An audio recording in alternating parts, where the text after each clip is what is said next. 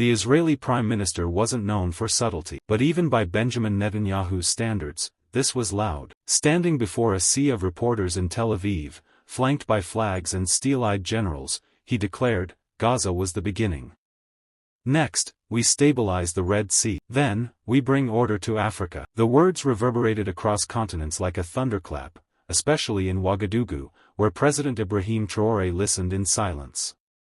No translator needed. No nuance misunderstood. Traoré didn't blink. He leaned forward, elbows resting on the oak table of his war room, eyes fixed on the paused screen showing Netanyahu mid-sentence. Around him sat his closest military and political advisors, all wearing the same stunned expression. All but one, Traoré himself. They're not hiding it anymore, whispered General Coulibaly. First Gaza, now Africa. They never were hiding, Traoré replied quietly. We just refuse to listen. Across the table, Minister Diallo exhaled. He's speaking like we're territory, like a conquest. Traoré turned to him. That's because to them, we are. Just like minerals, just like ports, just like oil. But they forgot one thing. He stood up. Territory doesn't fight back, but we do. The room fell silent.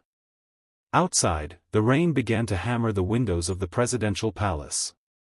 As if the sky itself was bracing for something bigger. Across global news cycles, Netanyahu's words triggered applause from hawks and condemnation from critics. But in Africa, especially in nations trying to rise outside Western and Gulf control, it triggered something else.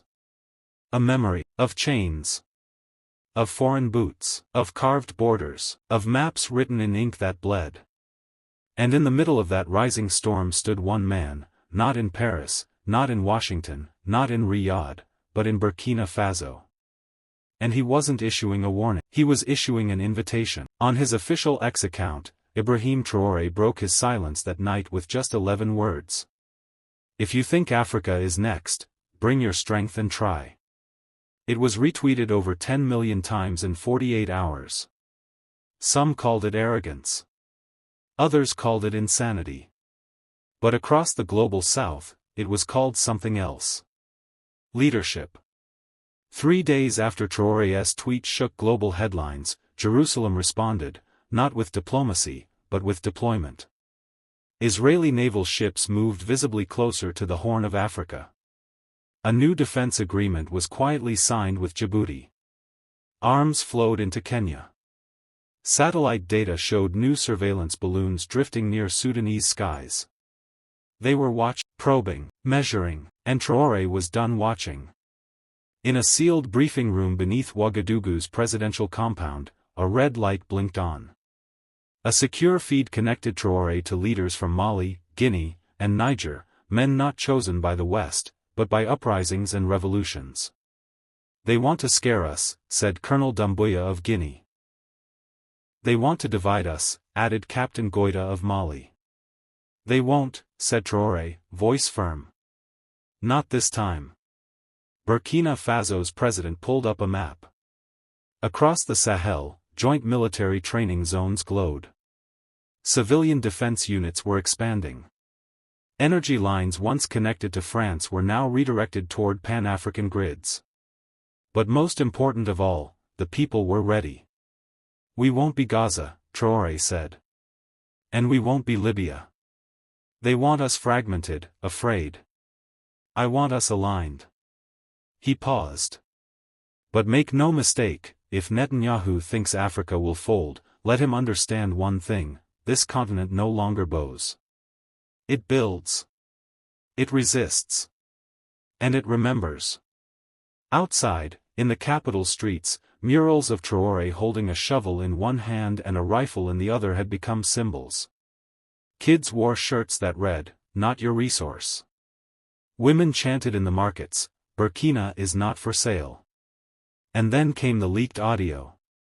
A Mossad-affiliated operative, caught in Senegal, was heard discussing preliminary destabilization plans for multiple West African nations, specifically referencing Burkina Faso. The audio went viral. So did the fury. At a massive rally in Ouagadougou's Freedom Square, tens of thousands gathered. "Should we kneel?" shouted activist Zara Dabo from the stage. No, the crowd roared. Should we be silent? Never. Then she raised her fist and cried, "What do we tell Netanyahu?" From the steps of the palace, Traoré watched it unfold, not as a ruler above his people, but as one of them.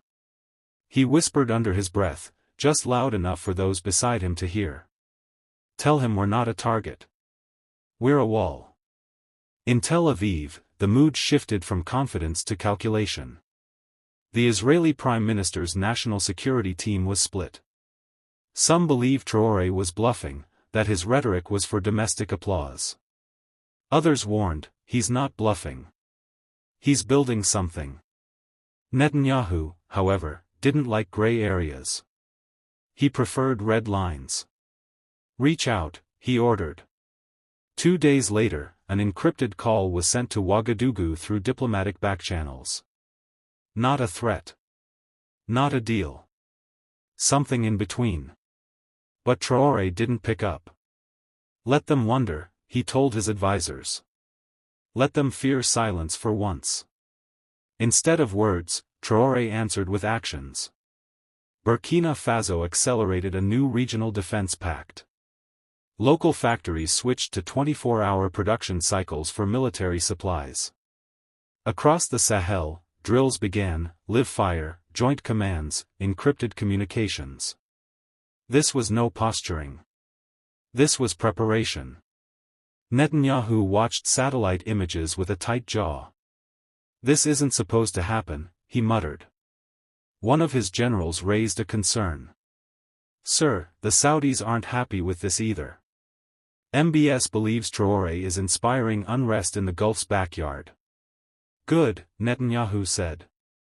"Maybe it's time we stop pretending the oil kingdoms are allies. They're pawns. And we're done playing chess." At that same hour, a French journalist asked Traoré a pointed question during a press briefing. "President Traoré, are you provoking Israel into war?" Traoré paused, looked directly into the cameras, and smiled slightly. "No. I'm provoking Africa into waking up." Those words were clipped and broadcast across the world. In refugee camps, in universities, in underground resistance cells, his words echoed louder than bombs. He had become more than a president. He was now a symbol. But symbols are dangerous. And symbols get targeted. 1 week later, Traoré's convoy was struck by a roadside explosion near Kaya. The armored vehicle absorbed the blast, but 3 guards were killed. The president survived, narrowly. At his hospital bedside, Foreign Minister Diallo asked the question everyone feared. "Do you want to escalate this?" Traoré opened his eyes slowly. Calm. Resolute. "No," he said. "I want to end it." Diallo hesitated. "How?" Traoré's answer was sharp. "By showing them that for every empire, there comes a reckoning. Let this be theirs." 12 days after the assassination attempt, Traoré walked without aid onto the tarmac of Ouagadougou's airport. Cameras flashed. His face bore the scars of shrapnel, but his spine stood taller than ever. A black jet awaited him, destination, Addis Ababa. He wasn't just attending the African Union Emergency Summit. He was about to hijack it. For years, AU summits had been ceremonial. Polite speeches. Delayed decisions. Western diplomats lurking in corridors. This time, Traoré had no patience for rituals. As he entered the chamber, some leaders stiffened. Others nodded. A few looked away. He took his seat. He waited. Then, when the floor opened, he stood, without notes. "We have gathered here many times to discuss peace. To draft letters. To form committees. But now, one of our own has been marked, not by our people, but by foreign hands. They tried to kill me. But I'm still here." The room quieted. "And now I ask you, not to avenge me, but to protect what they truly want to destroy, an Africa that refuses orders." He pointed to a screen behind him. It lit up with satellite photos, intercepted messages, maps, all evidence of external interference, from Tel Aviv to Paris. Gasps filled the chamber. Then came murmurs. Some leaders looked nervous. Others intrigued. The chair of the African Union cleared his throat. "President Traoré, are you suggesting war?" Traoré turned slowly to him. "No. I'm demanding unity. Military, economic, ideological. We're already under attack, we just refuse to admit it." At that moment, a hesitant hand rose, President Samia Suluhu of Tanzania.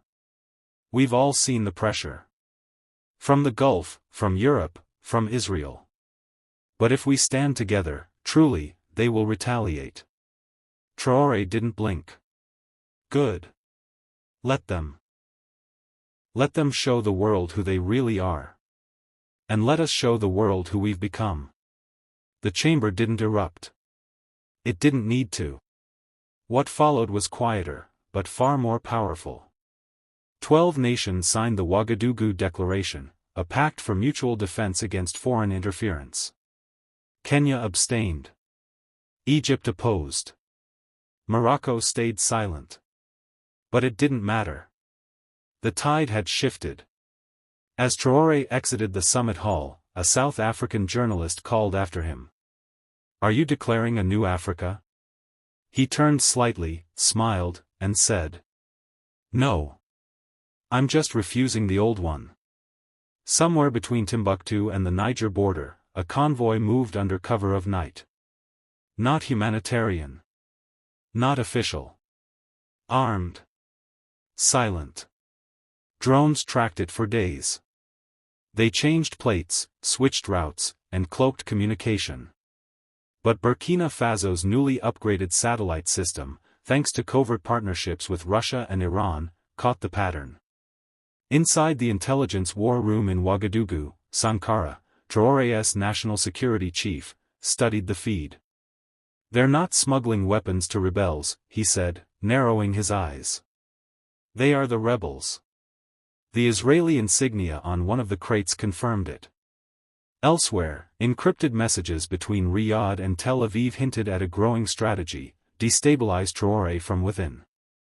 If you can't kill the lion, poison the grass he walks on. Traoré received the report during his morning briefing. He didn't flinch. "They want chaos? We'll give them order," he said coldly. "Militarized order." That afternoon, he ordered the creation of the Sable Shield Force, a regional rapid response battalion made up of elite soldiers from 5 aligned African nations. Their first target: intercept the convoy before it reached northern Burkina. Within 48 hours, the unit struck. The firefight lasted just under 7 minutes. 12 insurgents killed.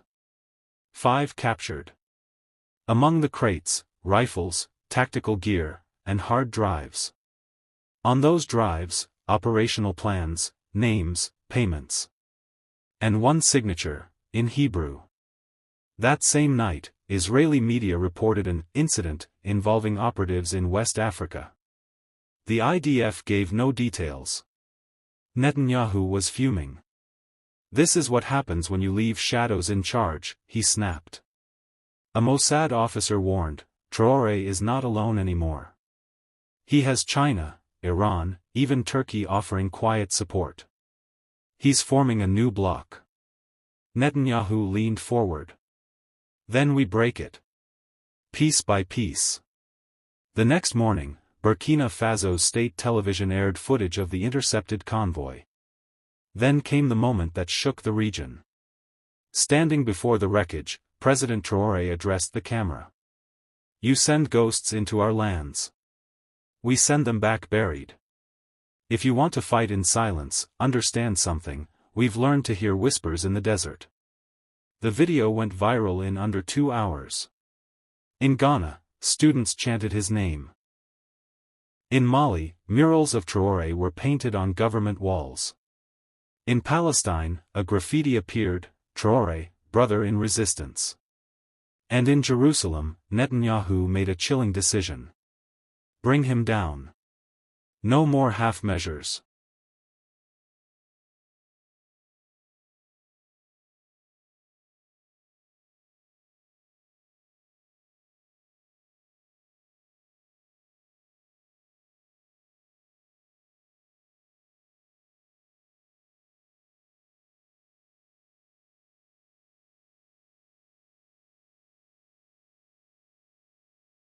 Riyadh. A golden room filled with red carpets and silence. Mohammed bin Salman stood facing a massive monitor, replaying Traoré's speech. Again. And again. Each sentence hit harder than the last. You send ghosts into our lands. He pressed pause. His advisors waited, still as statues. He speaks like a prophet, but moves like a soldier, the crown prince muttered. And worse, people listen. An aide stepped forward carefully. Your Highness, there's concern in the Gulf Cooperation Council. His popularity is expanding across Arab youth. Especially after his message was translated into Arabic and subtitled by activists in Amman and Cairo. MBS clenched his jaw. He's romanticized rebellion. He makes defiance look like duty. Another advisor added, and Netanyahu's pressure is growing. Israel wants a coordinated front, diplomatic, economic, military. MBS nodded. But not in our name. We don't need a martyr in West Africa. We need leverage. That's when a new plan emerged, one not of blood, but of prestige. The prince announced an official invitation. Ibrahim Traoré would be welcomed in Riyadh. Publicly, it was a gesture of diplomacy, to strengthen ties and discuss African Gulf cooperation. Privately, it was a trap. The goal, to tame him. To parade him through palaces, overwhelm him with gifts, dazzle him with deals, and quietly bind him with unspoken debt. Traoré received the invitation in his war room. His advisors were split. It's bait, said Sankara. It's a stage, said the foreign minister. And maybe one he can dominate. Traoré remained still. Then he said, if they want a lion at their banquet, let's see if their tables can hold. 3 days later, Air Burkina 1 touched down in Riyadh. On the tarmac, the heat was dry, the cameras ready, and MBS stood with a smile that didn't reach his eyes. Traoré exited the plane in his plain military uniform, no gold, no jewels, no entourage, just presence. They shook hands. Cameras clicked. But as their eyes locked, something colder passed between them than any handshake could hide. This wasn't a visit. It was a duel. And only one crown would shine by the end. The banquet hall in Riyadh glittered with absurd excess, marble floors, crystal chandeliers, and a table so long it looked like it belonged in a myth, not a palace. Ibrahim Traoré sat at the far end, dressed the same as always, olive green fatigues, polished boots, unshaken presence. Mohammed bin Salman sat opposite him, adorned in a perfectly tailored bisht, his face glowing with princely pride. Between them sat ministers, diplomats, investors, generals, all smiling, all watching. MBS raised his glass. To a new chapter between Africa and Arabia, he said. One of peace, prosperity, and shared interests. Everyone clapped. Traoré didn't. He stood. Peace must be mutual. Prosperity must be just. Interests must be free. Not forced, he said, his voice calm but echoing across the gilded walls. The applause thinned. MBS smiled again. Thinner this time. Our world moves fast, President. Those who hesitate, fall behind. I'd rather walk upright, Traoré replied, than run while kneeling. The room fell still. Even the musicians stopped. For a moment, no one breathed. And then, MBS laughed. You speak like a revolutionary. I speak like a man not for sale. The feast resumed, but the tension clung to the air like perfume too thick to ignore. Later that night, behind closed doors, MBS made his offer: billions in investment, military hardware, infrastructure partnerships, with just one condition. Cut ties with Iran. Reduce dependency on China. And most importantly, distance yourself from the Palestinian issue. Traoré listened. Then rose. If your gold asks me to betray my people, then it is not gold. It is shackles. He left the room without shaking hands. The next morning, headlines across the Arab world exploded. Traoré defies the prince. West African president walks out on Saudi deal. A new voice in the global south? Back in Wagadugu, crowds cheered in the streets. In Dakar, students painted murals. In Gaza, children chanted his name with hope. In Riyadh, MBS's mask finally cracked. This man is more dangerous with words, he muttered, than others are with armies. Mohammed bin Salman stood before a digital warboard, surrounded by advisors, analysts, and regional intelligence chiefs. Containment failed, he said. Soft power failed. Public shaming failed. One aide whispered, "Then what now?" MBS's eyes narrowed. "Now we isolate him." Operation Sandstorm began behind closed doors. A coordinated media campaign painted Traoré as erratic, anti-Islam, pro-China, a destabilizer of African unity. In Gulf-funded outlets, articles bloomed like weeds. Traoré's dangerous alliances. The false messiah of West Africa. A soldier, not a statesman. Meanwhile, lobbying intensified in Washington and Brussels. Sanctions discussions quietly resumed. French intelligence agents made discreet reappearances across Sahel states. But the fire had already jumped the walls. Traoré had become a symbol. Not just of defiance, but of redefinition. He wasn't talking about replacing one empire with another. He was talking about no empires at all. In Bamako, activists carried signs that read, "Africa leads itself." In Tripoli, young Libyans wrote his name beside Omar Mukhtar's. In the slums of Nairobi, children painted murals of a man in green who never bowed. Back in Wagadugu, Traoré sat in a private briefing room with Sankara and his inner circle. "They've activated everything," Sankara said. "Media, money, soft coups, sabotage. They want a puppet," said the defense minister. "And we've given them a mirror." Traoré remained silent, staring at the intel reports before him. "They will try to break us," Sankara continued. "Not with armies, with whispers, false flags, economic chokeholds."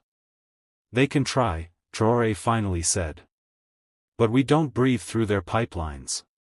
He stood, walking toward the balcony. Outside, thousands had gathered in the capital again. No stage. No announcement.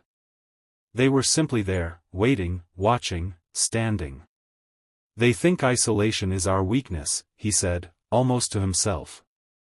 "Let's show them it's our clarity." Behind him, the team nodded. Ahead of him, history waited. 2 weeks later, the summit began in Nairobi. It was supposed to be a quiet economic forum between African nations and Gulf investors. But with Traoré's arrival, it became something else entirely. Every camera turned. Every headline followed. And then MBS arrived. They hadn't been in the same room since Riyadh. The handshake was cold. The smiles were formal. But under the polished surface, a storm raged. During the first session, the moderator, a seasoned Kenyan economist, turned to Traoré. "Mr. President, some claim your recent actions isolate Africa from much-needed support. What do you say to that?" Traoré leaned into the microphone. "If help demands obedience, it is not help. It is control. And Africa has known enough of that." A quiet gasp passed through the audience. The moderator turned to MBS. "Your Highness, would you like to respond? MBS smiled. Respectfully, President Traoré speaks in poetry. But geopolitics is not a poem. It is a contract. Traoré didn't blink. Contracts signed under pressure are not agreements. They're confessions. The hall froze. For the next 2 days, media across the continent replayed the clip. Word for word. Line for line. In Senegal, a journalist wrote, Traoré is not burning bridges. He is exposing the hands that built them. In Algeria, university students hosted panels titled, The Traoré Doctrine, Sovereignty Without Permission. And in Riyadh, back channels heated up. We gave him a seat at the table, MBS muttered to his security chief, and he used it to flip the table. What now? The officer asked. Nothing, said MBS. Yet. But in the quiet corridors of the Nairobi summit, another scene unfolded. A young East African minister approached Traoré. Sir, she said with awe in her voice, you've given us courage. But, aren't you afraid? Traoré looked her in the eyes. I am. Every day. Then why do you keep speaking? He smiled gently. Because silence would cost more than fear ever will. Days after the Nairobi summit, a classified cable landed on the desk of the U.S. Secretary of State. It was short. Traoré is unmanageable. Influence limited. Recommend containment. But it was already too late. From Tunisia to Tanzania, from Haiti to Honduras, a ripple had turned into a wave. Burkina Faso, once seen as a backwater, now stood at the center of a global reckoning. Not because of weapons. Not because of wealth. But because one man had said no, and meant it. In Wagadugu, Traoré held a press conference. Calm, direct, unscripted. We do not seek enemies. But we will not trade our dignity for applause, he began. We are open to cooperation, but not to instruction. We believe in peace, but not at the cost of silence. And then, looking straight into the camera. To those who seek to intimidate us with riches or ruin, understand this, Burkina Faso does not kneel. Africa does not beg. And I, Ibrahim Traoré, do not answer to thrones built on oil or fear. The room erupted. But outside, the reaction was even louder. In Gaza, a mural was painted overnight, Traoré, fist raised, with the words, Freedom has no sponsor. In Riyadh, MBS cancelled a scheduled trip to Sudan.